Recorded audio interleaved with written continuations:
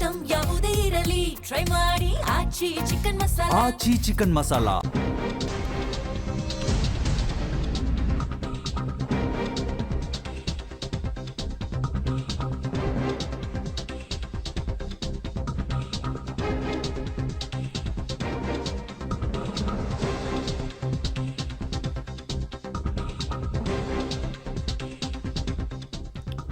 TVK ಶಾಸಕರಿಗೆ Vijay ದಳಪತಿ. TVK ಪಕ್ಷದ high command single man Vijay ದಳಪತಿ ಅವರು ಒಂದು ಸೂಚನೆಯನ್ನು ಕೊಟ್ಟಿದ್ದಾರೆ.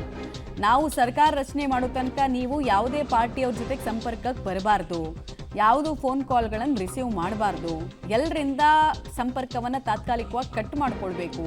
ಜೊತೆಗೆ ಟಿವಿಕೆ ಹೆಡ್ ಕ್ವಾರ್ಟರ್ಸ್ನಲ್ಲೇ ಅಷ್ಟು ಜನ ಶಾಸಕರು ಇರಬೇಕು ಅನ್ನೋದನ್ನು ವಿಜಯ್ ಹೇಳಿದ್ದಾರಂತೆ. ಯಾಕಂದರೆ ತುಂಬ ಜನ ಸಂಪರ್ಕ ಮಾಡಿ ಪಾರ್ಟಿಯನ್ನು ಹೋಲ್ಡ್ ಮಾಡಿಬಿಡ್ತಾರೆ ಅನ್ನೋ ಭಯ ವಿಜಯ್ಗೂ ಕೂಡ ಇದೆ. ಈಗ ಇವ್ರ ಹತ್ರ ಇರೋರು ಎಲ್ಲರೂ ಕೂಡ ಬಹುತೇಕ ಫಸ್ಟ್ ಟೈಮ್ MLAಗಳು. ದುಡ್ಡು ಬೇರೆ ಬೇರೆ ವ್ಯಾಪಾರದ ರುಚಿ ತೋರಿಸ್ಬಿಟ್ರೆ ಅವರೆಲ್ಲ ಹೋಗ್ಬಿಡ್ತಾರೆ ಅನ್ನೋ ಭಯ ವಿಜಯ್ಗಿದೆ. ಹೀಗಾಗಿ ತಮ್ಮ ಪಾರ್ಟಿಯ ಸದಸ್ಯರಿಗೆ ಪಾರ್ಟಿಯ ಹೈಕಮಾಂಡ್ ಆಗಿರುವಂತಹ ವಿಜಯ್ ಒಂದು ಕಮಾಂಡನ್ನು ಮಾಡಿದ್ದಾರೆ. ಡೀಟೇಲ್ಸ್ ಕೊಡ್ತಾರೆ ಮಸೂದ್. ಈಗ ವಿಜಯ್ ವಿಚಾರದಲ್ಲಿ VCKನ ಯೂಸ್ ಮಾಡ್ಕೊಳ್ತಾ ಇದ್ದಾರೆ DMK ಅಂತ ಅನಿಸ್ತಾ ಇದೆ. ಇಲ್ಲಾಂದ್ರೆ ಅವ್ರು ಇಷ್ಟು ಆಟನೇ ಆಡಿಸ್ತಾ ಇರಲಿಲ್ಲ. ಆಲ್ಮೋಸ್ಟ್ ಡಿಸಿಷನ್ 2 ದಿನದ ಹಿಂದೆನೇ ತಿಳಿಸ್ಬಿಡ್ತಾ ಇದ್ರು ಅಂತ. ಸೊ ಅದೊಂದು ಅನುಮಾನದ ಬಗ್ಗೆ ಮಾಹಿತಿ ಕೊಡಿ. ಜೊತೆಗೆ ವಿಜಯ್ ತನ್ನ ಶಾಸಕರಿಗೆ ಕೊಟ್ಟಿರುವಂತಹ ಸೂಚನೆ ಎಷ್ಟು ಮಹತ್ವದ್ದಾಗಿದೆ ಈ ಸಂದರ್ಭದಲ್ಲಿ? ಮಮತಾ, ಕೇವಲ 2 ಶಾಸಕ ಸ್ಥಾನ ಇಟ್ಕೊಂಡಿರುವಂತಹ VCK ಒಂದು ರೀತಿಯಲ್ಲಿ ಕಿಂಗ್ ಮೇಕರ್ ಆಗೋದಕ್ಕೆ ಹೊರಟಿದೆ. ನಿನ್ನೆವರೆಗೆ ಕಿಂಗ್ ಮೇಕರ್ ಯಾರು ಅನ್ನುವಂಥ ಕ್ವಶನ್ ಇತ್ತು, ಮೊನ್ನೆವರೆಗೂ ಕೂಡ ಕ್ವಶನ್ ಇತ್ತು. AIDMK ಒಂದು ಕಡೆ ಕಿಂಗ್ ಮೇಕರ್ ಆಗೇ ಬಿಡುತ್ತಾ ಅನ್ನುವಂತಹ ಲಕ್ಷಣಗಳು ಗೋಚರ ಆಗ್ತಿದ್ವು. ಈಗ ಕೇವಲ 2 ಶಾಸಕ ಸ್ಥಾನ ಇಟ್ಕೊಂಡು VCK ಕಿಂಗ್ ಮೇಕರ್ ಆಗೋದಕ್ಕೆ ಹೊರಟಿದೆ. ಒಂದು ಈಡೇರಿಸಲಾಗದಂತಹ ಬೇಡಿಕೆಗಳನ್ನೇ TVK ಮುಂದೆ ಇಟ್ಟಿದೆ. ಕೇವಲ 2 ಸ್ಥಾನಕ್ಕೆ ಇಷ್ಟೆಲ್ಲ ಬೇಡಿಕೆಗಳನ್ನ ಈಡೇರಿಸಬೇಕಾ ಅನ್ನುವಂತಹ ಚರ್ಚೆಗಳು ನಡೀತಾ ಇದಾವೆ. ಆದರೆ ವಿಜಯ್ಗೆ ಬೇರೆ ದಾರಿ ಇಲ್ಲ, ಅನಿವಾರ್ಯ ಅವ್ರ ಬೇಡಿಕೆಗಳನ್ನ ಈಡೇರಿಸಲೇಬೇಕಾಗುತ್ತೆ. ಆದರೆ ಯಾರು ಸೋಲ್ತಾರೆ ಯಾರು ಗೆಲ್ತಾರೆ ಅನ್ನುವಂಥದ್ದು ಇವರಿಬ್ಬರ ಪೈಪೋಟಿನಲ್ಲಿ ಗೊತ್ತಾಗುತ್ತೆ. ಯಾರು ತೀರ್ಮಾನ ಪ್ರಕಟ ಮಾಡ್ತಾರೆ ಅನ್ನುವಂಥದ್ದು ಕೂಡ ಇನ್ನಷ್ಟೇ ಕಾದು ನೋಡಬೇಕು. ಇನ್ನೊಂದು ಕಡೆ ಈ ಎಲ್ಲದರ ಹಿಂದೆ ಸ್ಟಾಲಿನ್ ಅವರ ಒಳ ಆಟ ಇದೆ ಅನ್ನುವಂಥ ಚರ್ಚೆಗಳು ಕೂಡ ನಡೀತಾ ಇದ್ದಾವೆ. ನಿನ್ನೆ ಯಾವಾಗ ನಮ್ಮ ಬೆಂಬಲ ಇಲ್ಲ, ಇನ್ನೂ ಕೂಡ ನಾವು ಅಧಿಕೃತವಾಗಿ ಹೇಳಿಲ್ಲ, ನಾಳೆ ತೀರ್ಮಾನ ಮಾಡ್ತೇವೆ ಅನ್ನೋಂಥ ಮಾತನ್ನ VCK ಮುಖ್ಯಸ್ಥ ತಿರುಮಾವಳವನ್ನು ಹೇಳಿದ್ರು.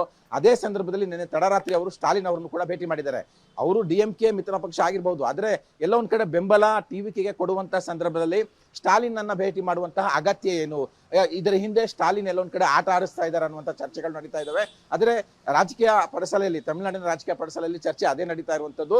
ಸ್ಟಾಲಿನ್ ಇದ್ರ ಹಿಂದೆ ಒಂದ್ ರೀತಿಯಲ್ಲಿ ರಿಮೋಟ್ ಕಂಟ್ರೋಲ್ ಆಗಿ ಕೆಲಸ ಮಾಡ್ತಾ ಇದ್ದಾರೆ, ಕೀ ಆಗಿ ಕೆಲಸ ಮಾಡ್ತಾ ಇದ್ದಾರೆ, ಅವರೇ ಎಲ್ಲರನ್ನೂ ಕೂಡ ಆಟ ಆಡಿಸ್ತಾ ಇದ್ದಾರೆ ಅನ್ನುವಂತಹ ಚರ್ಚೆಗಳು ನಡೀತಾ ಇದ್ದಾವೆ. ನಾನು ಡಿಸ್ಟರ್ಬ್ ಮಾಡಲ್ಲ 6 ತಿಂಗಳ ಕಾಲ ಅನ್ನುವಂತಹ ಹೇಳಿಕೆ ಬರೀ ಬಾಯಿ ಮಾತಿನ ಹೇಳಿಕೆ.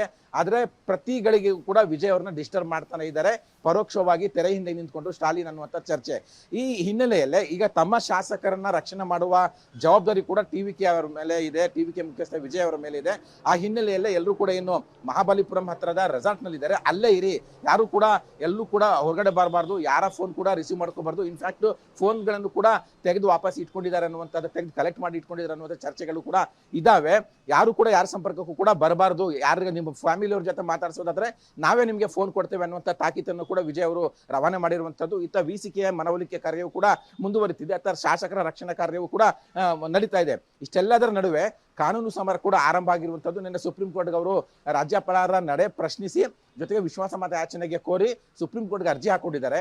ಅದರ ವಿಚಾರಣೆಯನ್ನು ಬಂದು ತೀರ್ಪು ಬಂದ್ರೆ ಇಡೀ ರಾಜಕೀಯನೇ ಮತ್ತೆ ಉಲ್ಟಾ ಪಲ್ಟಾ ಆಗುವ ಸಾಧ್ಯತೆ ಇದೆ. ಒಟ್ಟಾರೆಯಾಗಿ ಇವತ್ತಿನ ಬೆಳವಣಿಗೆಗಳನ್ನ ಬಹಳ ಕುತೂಹಲದಿಂದ ಕಾದು ನೋಡಲಾಗ್ತಿದೆ ಮಮತಾ.